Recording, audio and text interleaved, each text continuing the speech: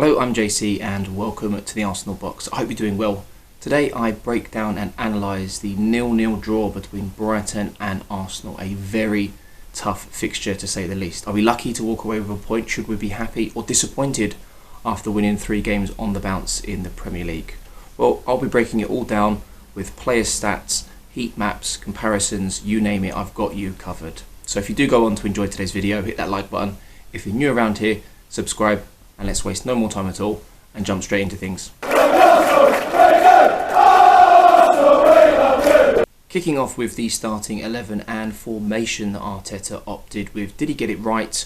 Could he have made any changes? In my opinion, he got it absolutely spot on in terms of who he picked and how he lined the boys up. There was one forced change. Xhaka, he's obviously going to be out for the next sort of 10 to 12 weeks. Sambi came in to replace him. Yes, we could have used someone like Ainsley Maitland-Niles or even El Neni for that matter, but I think it was the right choice. Formation-wise, it's something that Arteta clearly wants to use. I can't see him kind of moving away from that too often. In previous videos, we have explored maybe the 3-4-3 formation. Could it have worked against Brighton? Not too sure, but Brighton were very, very good against Arsenal and they've been in fantastic form of late. A lot of people, from things I've seen online, seem to be quite disappointed that we didn't actually play better or walk away with a win. At the end of the day, the Premier League is the toughest league in the world and Brighton are no mugs. Anyway, let's go through the team.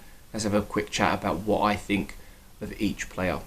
Kieran Tierney, again, a very average game. He got up and down quite often and he was an outlet for Arsenal at times, but we really did see the defensive side of his game for the first time in a while.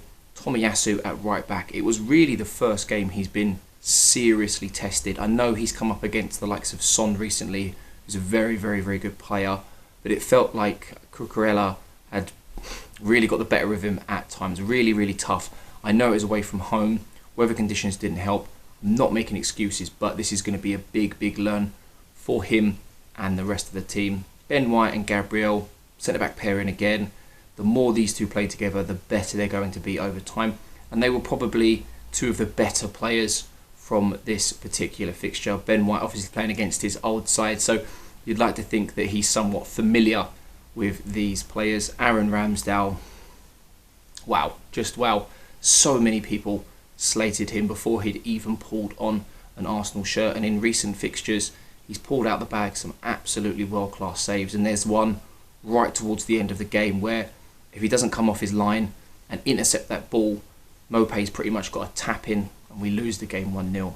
In the middle of the park we had Sambi and Partey. Sambi for me was one of the better players on the pitch. Thomas Partey, he needs to really take the game by the scruff of the neck. He didn't have a bad game, but with Xhaka not being there, he needs to be that leader, he needs to be that general in midfield.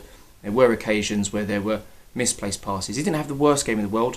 He did very, very well, but he needs to be doing better in my opinion. Smith Rowe was again probably one of the better players from an attacking sense. There was a couple of occasions where, you know, he could have scored or set other players up. Really, really good. I think he had a couple of key passes in the game. So yeah, for me, from an outlet point of view, from an attacking point of view, definitely our best player. Martin Odegaard, for me, he went missing. He's not going to be able to turn up every single week. He's still learning the Premier League. I know he had 6 months here at Arsenal previously and he has some very, very good games this season already. But he did go missing a little bit. Really kind of struggled to get into the game. But at the end of the day, as I said, you're not going to be able to play 9, 10 out of 10 every single week. And he's still young and still learning. Bukayo Saka, I think he's definitely suffering from a little bit of fatigue. And it's probably about time that he got a rest. He did go off with a knock, but having watched the post-match media duties from the likes of Arteta, it looks like it was more of a precaution bringing him off as opposed to something that could be long-term and we miss out using him in the future. Although, in our next game or two, I wouldn't be surprised if he maybe just made the bench so he could get some rest. He really, really needs it. And Aubameyang, for me, he had a big chance in the game. A couple of decent opportunities, actually, but he went missing. But it's difficult with him because of the way the game unfolded and Arsenal didn't really create enough opportunities. We didn't press in the way that we normally press. It was difficult for him to actually get the opportunities where we thought he would kick on after scoring such a great goal against Spurs. So all round, a good performance. And for me, there was a comment that Jack Wilshere made after the game, and he said that the Arsenal team is a very, very young one is that's still learning, and it's massively important that when teams and players don't play well and you don't lose games, it's massively important for development and going on a bit of a run in the Premier League. And I couldn't agree with him more. Let me know your thoughts down in the comments below on each of these players. Who did you think played well? Who didn't? And let me know why. So in this next section, I wanted to share with you some information, some stats of two players that I thought played particularly well.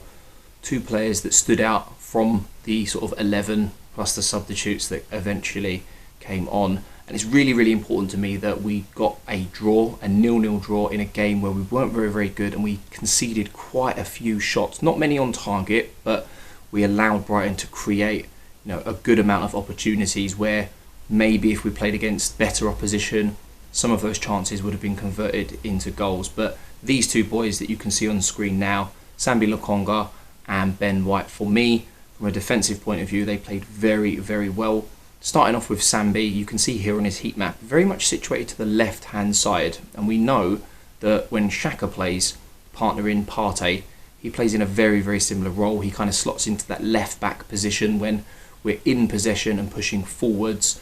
But then in other cases where we're looking to kind of keep shape, where we've got maybe 11 men behind the ball, he's kind of sitting in front of that back four, partnering Partey and sort of protecting those defenders. And I think that's very well reflected in the heat map that you can see on screen now. But more impressively for me, when we have a look at some of his numbers here, 1 clearance, 2 blocks, 3 interceptions, 1 tackle. He won all of his duels yesterday, ground duels and aerial duels. Only lost the ball 8 times, and he had 84% passing accuracy. So for me, he played a big chunk of the game, and he played very, very well against a very well-drilled Brighton team. And then on the other side, we've got Ben White. Heat map is one which you would imagine would be right for someone like Ben White. Yes, in previous videos, we've kind of touched on how he brings the ball out of defence, and his heat map is maybe slightly higher, where he's kind of getting up to around the halfway line before releasing the ball. Not so much the case this time around, but again, stats-wise, 7 clearances, 2 blocks, 2 interceptions. He only had 1 duel, apparently, which he won. Lost the ball 8 times, 43 touches, and 74 passing accuracy, which is a little low for him. I think in the previous video we touched upon it, and he had over 90% passing accuracy. But these two, for me, had very, very good games. Could have easily included Gabriel or even Emile Smith-Rowe in this particular section. But for me, where we had a game where we didn't have a lot of possession of the ball, we needed to defend, we needed to be disciplined. For me, these two had very, very good games. Let me know your thoughts. Should we have maybe analysed other players? I wanted to give an honourable mention to Aaron Ramsdale. Now, as you can see on screen, these are not stats just from the Brighton game. These are stats from the 4 games that he's played for Arsenal in the Premier League. And as I touched upon earlier, a lot of people judged him before he'd even pulled on an Arsenal shirt. They thought he was a bad sign-in, a desperate sign-in, one that was potentially overpriced as well. But since we've signed him, he's not realistically put a foot wrong. He's displaced Leno, who could potentially be on his way come January or in the summer, considering he's only got around about 18 months left on his contract come January. But since he's pulled on an Arsenal shirt, as I said, he's not put a foot wrong, and he's made some absolutely world-class saves. Some not game-winning saves, but point-winning saves for me. So there was that one against Spurs late on in the game. It was gone beyond the 90th minute. And then there was the one against Brighton where he's essentially taken the ball off of Mopé's toes. So for me, absolutely top stuff. And he's only 23. He's been called up to the England squad as well for the upcoming internationals. And for me, he's got a huge ceiling. He's only going to get better and better.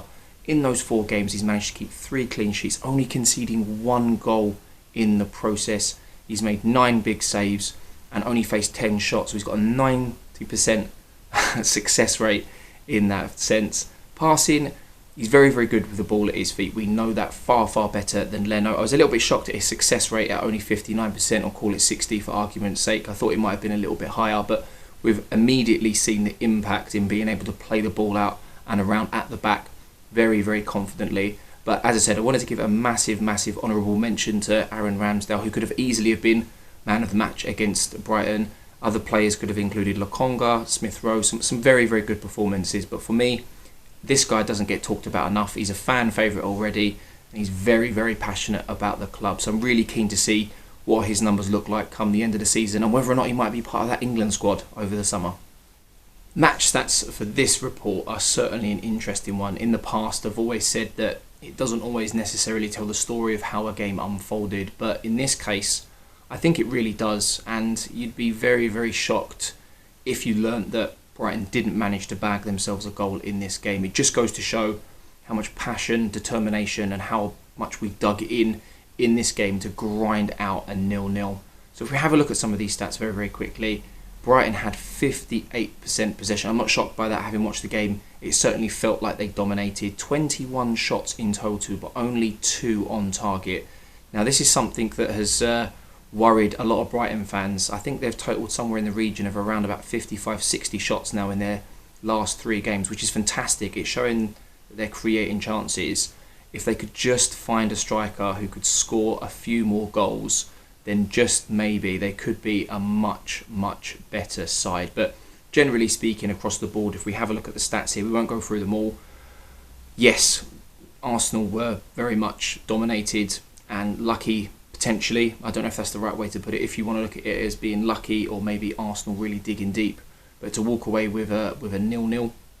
One thing that I do like that we'll touch on in the post-match media duties is none of the players were happy with a 0-0. And that's great from a mentality point of view. Never happy with a point, always wanting to win regardless of how a game went. And there's some work to do. Brighton, obviously, a very, very well drilled side. Graham Potter's been there now for a little while. The players, they know what to expect. They know their jobs, but for me, they just need a striker to kind of really, really push on. The most important thing for me is that we didn't lose. We've got a point that could be massive later on this season, and another clean sheet as well, which is absolutely huge in the grand scheme of things, especially when going into our next game knowing that there wasn't a defeat behind us. Hopefully this as a performance is enough to kind of wake the boys up and move and push on. Up next we've got average player positioning and heat maps. Arsenal in the bottom half, Brighton in the top, which is where we'll be starting.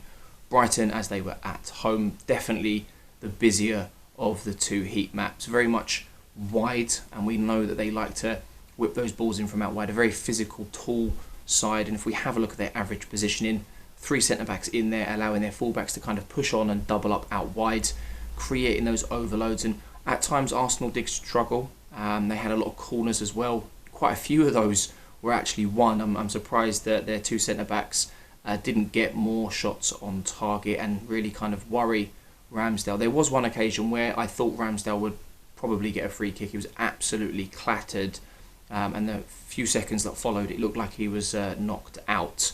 It was after he dropped the ball.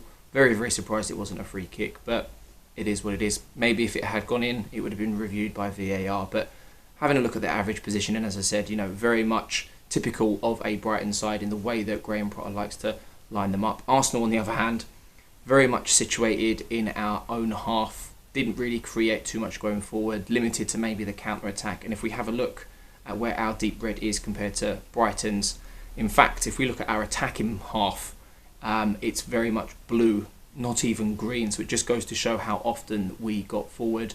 One thing that did surprise me though, if we have a look at our average positioning, we've got Kieran Tierney there, slightly higher than we've seen him in previous games. And I think he was just literally looking to try and make things happen. And going back to when we touched on Lokonga, he is kind of situated, number 23 there, more towards that left-hand side, but in front of the back 4 alongside Partey, looking to protect them in a game where we didn't have the ball for long periods of time. And then we've got Smith Rowe there sitting effectively just behind Aubameyang at times, looking again to just create something moving forward. So these heat maps are nothing of a surprise to me, at least. Hopefully these change, but the one thing it does tell me is that maybe Arsenal can grind out a result when we need to.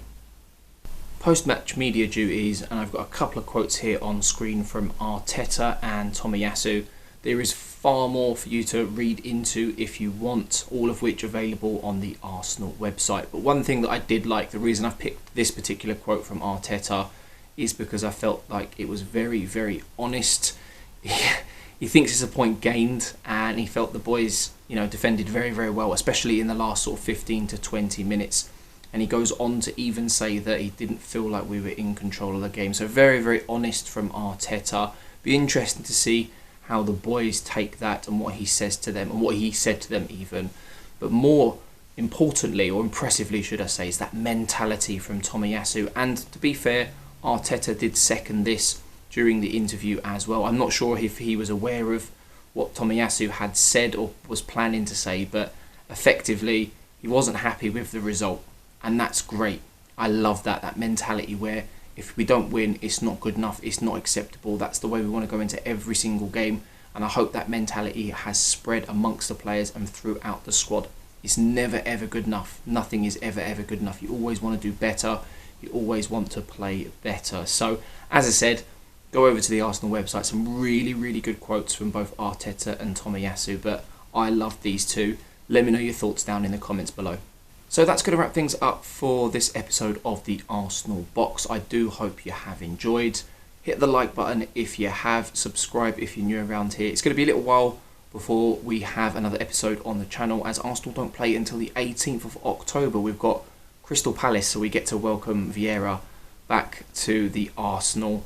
In between now and then, we may even get to see Ramsdale and Saka play for England. Saka, not too sure, as he kind of walked off with a little bit of a knock, but we'll have to wait and see. For now, I'm JC, and I'll catch you in the next one.